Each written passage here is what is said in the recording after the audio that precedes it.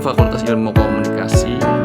Pada hari ini saya akan mempresentasikan kebudayaan khususnya yang ada di Kota Pekalongan, Jawa Tengah. Saya akan membahas kebudayaan dan adat istiadat apapun yang ada di kota tersebut. Penasaran kan? Jangan lupa tonton terus sampai habis. Secara geografis, Kota Pekalongan berada di Provinsi Jawa Tengah yang berbatasan dengan Kabupaten Pemalang di sebelah barat dan Kabupaten Batang di sebelah timur, dan juga di Kabupaten Banjarnegara di sebelah selatan.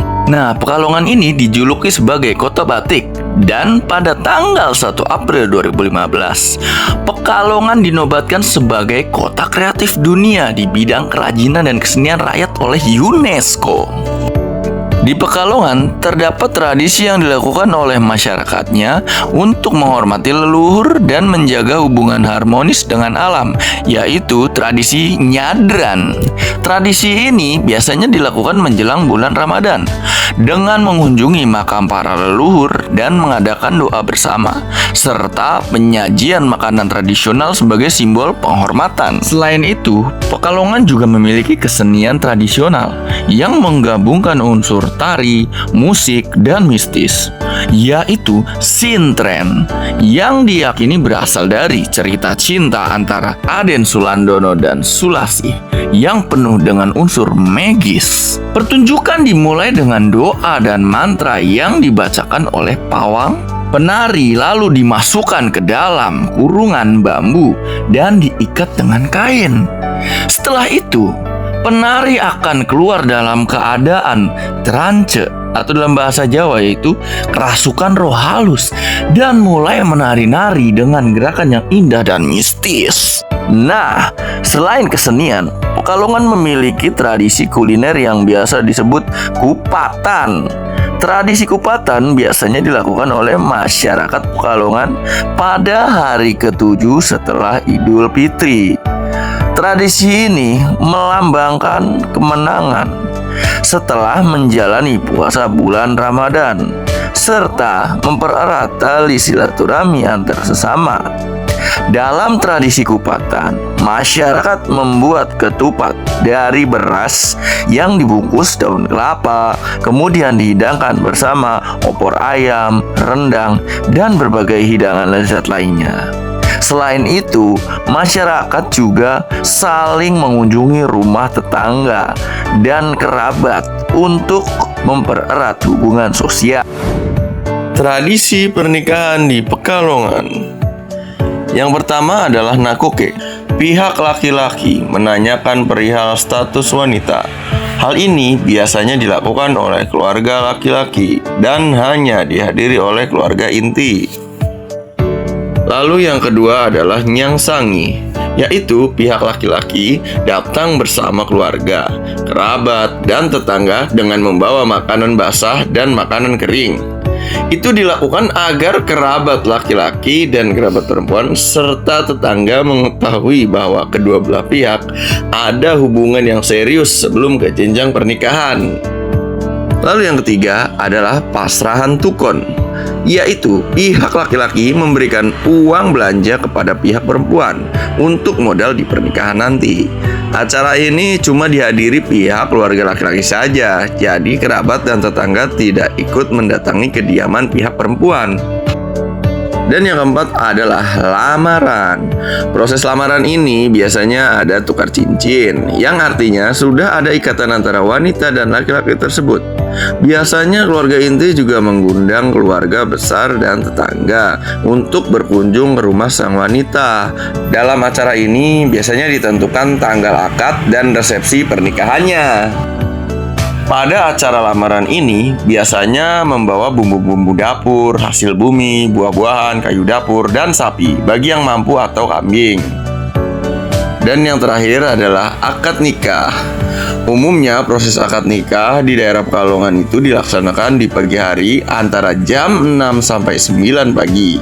Hal ini dilakukan agar undangan walimah dapat hadir sebelum mereka berangkat bekerja, atau kalau misalkan undangan tidak hadir maka diwakilkan oleh sanak saudaranya.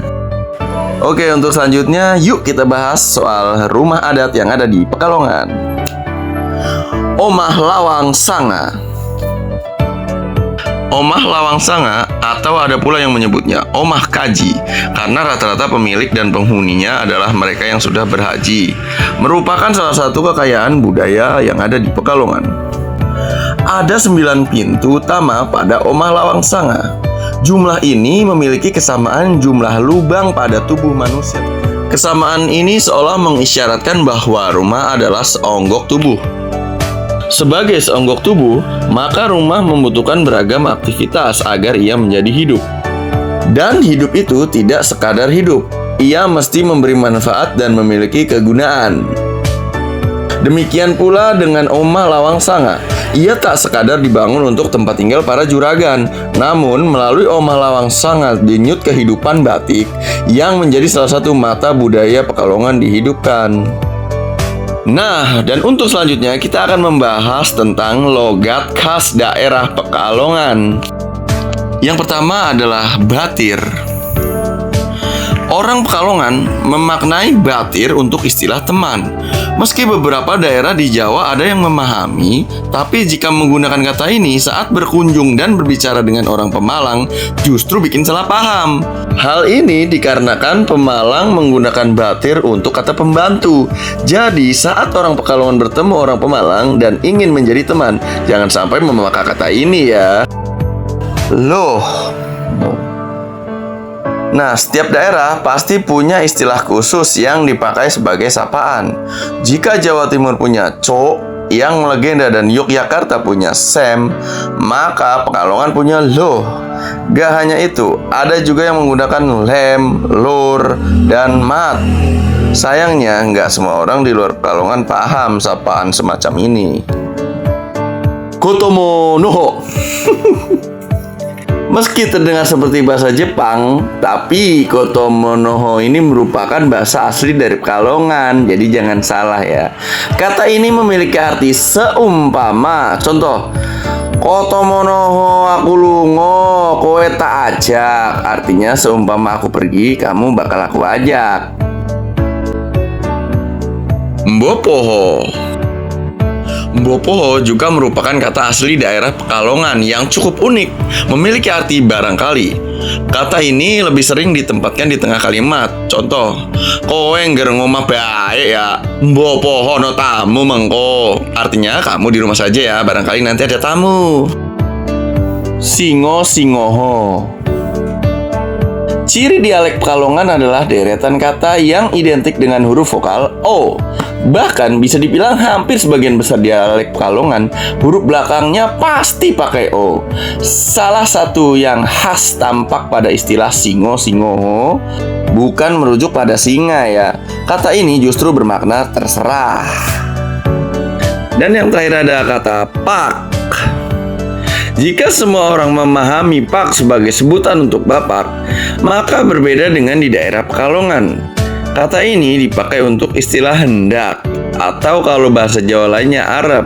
Contoh, nyong pak masak, artinya aku hendak atau mau masak. Kamu yang bisa berbahasa Jawa secara umum, belum tentu tahu loh dialek dari daerah lain. Ada lagi dialek daerah kamu yang berbeda dengan bahasa Jawa pada umumnya? Tulis kolom komentar di bawah ya. Nah, itulah tadi ya beberapa keindahan-keindahan yang ada di kota Pekalongan. Dan jika teman-teman penasaran, bisa mengunjungi langsung ke daerah kota saya. Di sana banyak juga tempat wisata-wisata menarik, makanan yang khas. Penasaran kan? Bisa langsung aja mampir ke kota Pekalongan. Yang paling spesial tentunya adalah batik. Jadi buat teman-teman yang mau bawa oleh-oleh dari batik, bisa langsung mengunjungi toko tekstil, toko-toko terdekat yang ada di sana. Ada dari batik cetak dan juga batik tulis. Pokoknya kalau penasaran bisa langsung deh pilih sesuka teman-teman.